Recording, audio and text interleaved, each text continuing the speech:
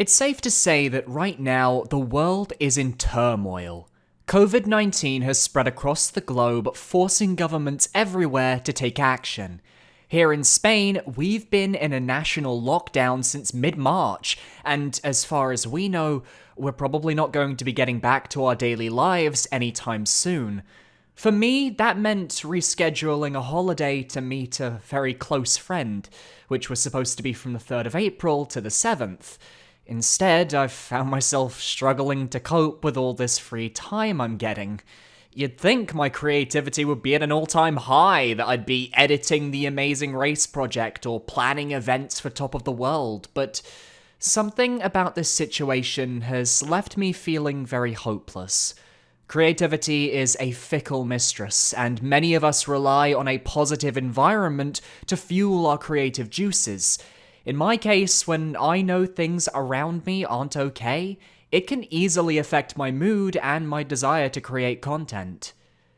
So leave it to video games to give me an experience that would rejuvenate that spark of motivation inside of me. At a whim, I opened my Nintendo Switch, took a look at my backlog of titles, and clicked one that had been on my mind for a while now. And that's where this video begins.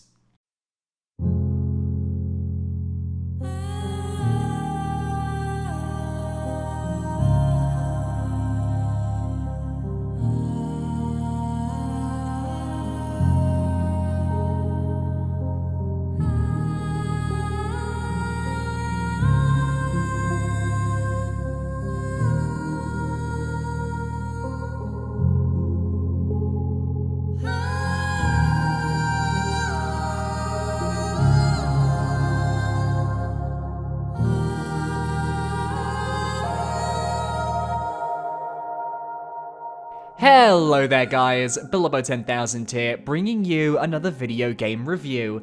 Today we're going to be looking at the platform adventure game GRIS, created by Spanish indie developer Nomada Studio, published by Devolver Digital for Nintendo Switch, PC, iOS, and PS4. A title with critical acclaim and a 10 out of 10 rating on Steam. So without further ado, let us begin. As described by the developers, GRIS is a hopeful young girl lost in her own world, dealing with a painful experience in her life. Her journey through sorrow is manifested in her dress, which grants new abilities to better navigate her faded reality. As the story unfolds, GRIS will grow emotionally and see her world in a different way, revealing new paths to explore using her new abilities. On top of this, they explain that GRIS is an experience free of danger, frustration, or death. There is no penalty for making a mistake on a platforming challenge or a puzzle. There are no traditional enemies or checkpoints like other platformers. GRIS is its own beast entirely, and could mostly be considered comparable to games like Journey or Abzu, titles where your experiences were defined by the world around you as opposed to the gameplay itself.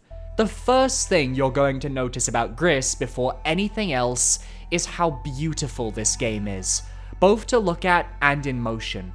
There is this stunning watercolor aesthetic that makes you feel like you're in a stylized animation. One moment you're close up on the main character going through a lush forest, the next the camera is panning out as you climb a giant ruined temple. The game allows you to simply stop and take a moment to admire the artistic talents of artist Conrad Reset and the development team who had their fair share of struggles when it came to adapting his art for the game. In an interview with The Verge, Nomada Studio co-founder Roger Mendoza said, "The main character went through several design changes. Initially, it was more complex. We even wanted to show the colors unlocked on the dress itself, but we decided to simplify it a bit for two reasons. It didn't work well with extreme zoom outs, which we do a lot, and it was more difficult and time-consuming to animate. It was also a struggle trying to find the balance between art and readability. You always want to make sure every frame is beautiful, but at the same time, you don't want to confuse the player." I find this exceptionally fascinating to read about. GRIS is a champion for the video games are art argument, and it's interesting getting to see just how much work went into the visuals and the animations. In the game's second world, a lush forest, you end the level by climbing an ancient tower, and you're attacked by a black bird-like creature with the most fluid animations. Getting to then see the concept art for this creature, and how they developed that art into a fully functioning part of the game, I can't explain why, but it's nothing short of spectacular. However, the presentation is enhanced and brought to another level entirely due to the compositions and music by Berlinist, a Barcelona-based music band and producer. In a game with no dialogue, the soundscape is paramount to setting the tone of an area or segment of the game, and nowhere is this clearer than in, firstly, the way the game handles its sound design as GRIS moves throughout the world. The way a bridge of light pings as she walks across, the way the forests have birds chirping, the sound of GRIS diving through water. It's ear candy. It's perfection. And secondly, the opening of the game itself. GRIS, in full color, is singing to a large statue, when suddenly it begins to crumble. Her voice is cut short, the piano kicks in, and the world crumbles around our protagonist. She slips and falls into the void below, the opening credits playing as she drops, the music swelling until... silence. You are alone in a white expanse, and suddenly, you're in control. Your goal is to restore the 4 colors of red, green, blue, and yellow to a land where there is only white, black, and grey. Of course, there is a subtext to GRIS, and the story is left vague enough where you can read into it however you need to. The events of the game are up to your interpretation. Perhaps this is a story of hope overcoming hopelessness. Perhaps this is a journey to find oneself after tragedy strikes. Whatever the case, you must explore the land and use your abilities to bring life to this world and to yourself. You start with a simple run and jump, yet gain extra abilities in each of the main areas of the game. You can turn your dress into a weighted block, which can break floors, push switches and stop you from being blown away by sharp gusts of wind. You can double jump and glide your way across gaps, use red birds to boost yourself into the air. You can learn to dash and breathe underwater like a fish, and ultimately regain your voice and bring life to those who hear it.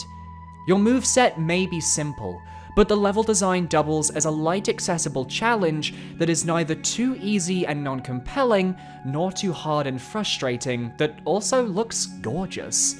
You'll find yourself marveling at each of the 4 main locations, with fantastic set pieces and gameplay that changes up, requiring you to traverse different environmental hazards, such as shifting platforms, gravity switching, and so much more, and each area keeps in mind the power-ups of the previous area to add extra dimensions to their challenge.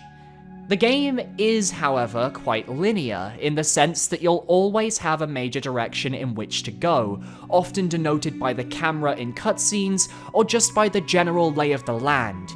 Each of the 4 main areas will be a linear path with platforming puzzles that lead to a location where the world will branch out momentarily. You must then explore the land and collect stars, which can be used to obtain new power-ups, activate pathways, and, ultimately, bring these stars back to the hub, where they will create a path into the light for our main character. But she can only access this path once all the colors are returned to the land and she regains her voice. GRIS is clearly telling a narrative, and the experience is what you're paying for when you purchase this title. The gameplay is a tool to help you get through each area and experience what the developers were trying to create, a deeply emotional and touching plot. If you value gameplay above narrative, this may not be the game for you. That being said, not every video game needs to take 50 hours to complete or test your skills in a harsh and critical way. Right now, the world is in chaos due to COVID-19, and we use video games as a way of escape. Ironically, by having my first ever holiday I'd take on my own to see someone very close to me cancelled, I felt sorrow and grief, similarly to GRIS. And here I am playing a game whose story touches on people's emotions, and it's kind of scary how this is the game I needed in my life at this very moment to help me feel better about not only my situation, but the situations of everyone around the world. Letting myself sink into an experience where I can laugh at the design of a fish in the background of the water level. Look at the eye! Or guide a curious rock-like fellow with a penchant for apples to his home in the forest area. Oh my god, we're petting him! That is what I play games for. These simple moments that add up to create a beautiful experience. Now, normally, this is the point of the review where I'd bring up some negatives about the game, but honestly, I've only got 2 complaints, and both of them could be seen as incredibly nitpicky. While each world builds upon the power-ups you have gained throughout your adventure, there are some moments where I felt an idea was tossed away too soon. Specifically, in the underwater cavern world, to unlock the swimming ability, you have to complete a pair of ice-based puzzles, the type of which appears this one time and then never again. It was an interesting mechanic, and I feel it wasn't used to its fullest potential. They could have created more of a sub-area around the ice mechanics, or, dare I say it, an entire 5th location to explore, which could have pushed the game's length into a perfect spot for me. There was also another nitpick with the underwater level where, as you can see on screen, you are in a zoomed out cavern controlling GRIS, who is on the lower half of the screen underwater. The issue is that her dress almost blends into the blue of the background and makes her hard to see. There were certain moments here and there where I found it hard to keep track of my character, but for a majority of my playthrough that wasn't an issue. I also originally had a complaint down for the final area of the game, as it felt needlessly complicated to traverse, but looking back at my footage and thinking about my experience playing that area, while mentally I sometimes felt confused and even lost, I was never unaware of where I was going. There was always a visual cue or a way to go to progress, and that's kind of scary. When a game can make you think you're lost, only to suddenly reveal you are on their track the entire time, that sort of interconnected level design is incredibly hard to pull off, and yet GRIS does it perfectly.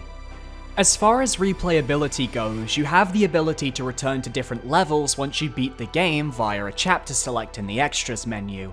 There are an amount of optional collectible mementos in each level to return and find, plus some little platforming challenges you may have missed your first time through, as well as a couple secret achievements that you can get for interacting with the world. And collecting all the mementos does offer you a secret cutscene that I won't spoil here, but the replayability of this game is minimal. As I've said before, this is a game you would buy for the experience, and while the main story may take between 3 to 4 hours, depending on your skill, it will leave you enthralled the entire time. If it's not obvious already, GRIS gets a Platinum Star. This is a ranking that goes only to the best of the best, games that I believe everyone should get a chance to experience and play, or games that simply are the peak of their genre and great examples of what video games can achieve. GRIS is an experience I will treasure, and I only wish I had played it back in December of 2018 when it released, because it would have easily been a contender for my Game of the Year. Now, with this review coming to an end, I find myself looking back at the experience and wondering when it was I fell in love with this title, and there was one moment in GRIS where, as it unfolded, I sat in my seat, jaw on the floor, in absolute awe of how beautiful this game could be. I'll leave you with this. Thank you for watching.